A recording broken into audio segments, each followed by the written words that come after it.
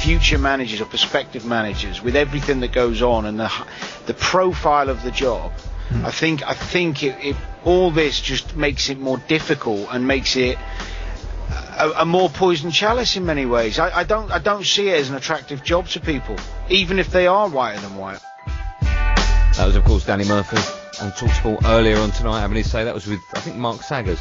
You can have your say, more importantly, 08717 223344. In the next hour of our show, the last hour, the two Marks will be joining us. They'll be telling us what's coming up on their show, and we'll be taking your calls on who you think should be the next England manager. Not really touched on that, so let us know what you think. 08717 223344. Stuart is up next. Stuart, good evening. Hi. Hi, guys. All right, Stuart. All right, Stuart, off you go. Hi, lads. First of all, fantastic show. You two boys, an absolute credit to the radio because you make everybody want to talk about this subject, so well done. Thank you, Stuart. Well, we're all passionate football fans. That's what it's all about. Absolutely. This is just a couple of points, lads, from a Wales fan and a Tottenham fan. Jason, you just make me sad, son, because you're a good lad, but at the moment you're morally bankrupt and without any social conscience. You should be ashamed of championing the cause of cheaters and divers, and you're a fair play vacuum. I mean, if that's the case, I don't want anything to do well, you're deluded. This game. Can I just finish this point? Let him finish, Jason. Deluded. Let him finish. You can destroy me if you want to. Go on, Stuart, carry on. With regard to England's performance, based only on one game, but to be honest, at best it was turgid, and this was followed closely by Sam's post-match comments saying about Rooney playing very deep.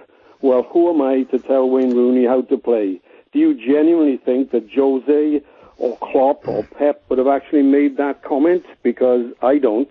And with regard to Sam, I mean, he's been around the block a few times, boys. He's been in the game for a long, long time. Do you believe he needs a business minder? Because I don't. I genuinely believe that Sam knows the difference between right and wrong. And unfortunately, this time, he was very, very wrong. Okay, great call, Stuart. Can I rattle through them, Jay? Is that all right? Do you mind? Oh, you know. You want right to reply? No, go on, move just on. because people have been holding for so long. Yeah, go on. Is that all right? Well, just one thing. Go on, quickly. Yeah, go on, Karen. Brendan's a Leeds fan. Shut your face. Brendan. All right, Brendan. Hello. Hi, Brendan. Off you go. Hi, lads. How you doing? Good, thank you. Good. Yeah, I'm just responding to Jason saying about, where does this whiter than white attitude get us? If you go back, I was listening to the show before yours, and someone called in and talked about Bobby Robson, and it's probably the England manager you had to go back to find someone who was, straight as a die and that whiter than white character. He took us to a semi-final. That's the furthest we've been, since obviously 1990, that's the furthest we've got. And then before that, if you go back to obviously 66, you got Alf Ramsey, Bobby Moore. None of them had a blemish on their career. We won the World Cup. So my question to Jason would be, the current situation we find ourselves in with Allardyce, this is essentially where that kind of mentality, that kind of sort of the morals that he's displayed, that's where it gets us, and we find ourselves here today. I mean, since 1966, you've pulled up two examples. Well, he's just saying that the two whiter than white characters did the best. It's a fair point. Can't argue with that, can you? No. Let's from one Brendan to another. He's a Villa fan. Brendan, good evening. Hello. Yeah, this is Brendan, Villa fan. Hi, Brendan, Villa fan. How are we doing, gents? Listening to the show, it's brilliant. Just want to qualify before I start. I totally agree with Jason, but I believe, Sam did wrong, 100% did wrong, but just cannot, taking Danny Murphy's sentiment, the way in which we respond to these situations is totally wrong. The other caller just mentioned Bobby Robson. You look at Bobby Robson, he had no support from the FA when he got attacked by the media. Terry Venables, exactly the same.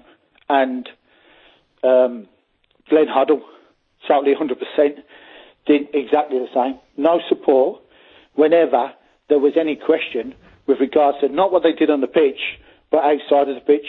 And what really matters, gents, doesn't it matter what we do on the pitch? Yeah, I mean, the Glenn Hoddle one is he had to go. Yeah, we all agree with that. Yeah, I remember I can't remember the fine details of it, but I remember the enough about it.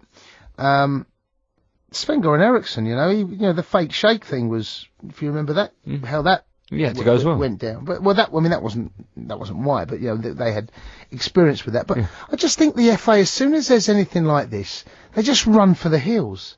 It's always the easy decision. To get rid of Sam, it's the popular decision. They got to make sure they keep him with the fans. The right decision for me would have been to stick two fingers up to him and say, we're going to stick by Sam. He's done wrong. But they won't, and they haven't. And I applaud them for that. Well, what are we going to end up with now? We're going to end up with everything that we say we don't want in an English manager. A clear conscience. And a yes man. A clear conscience. We've always gone for a yes man. Always. Sam wasn't, and that's it. They've bottled it. He obviously was a yes man. He said yes to 400 grand. The FA have fudged it. Keep your calls coming in. We're talking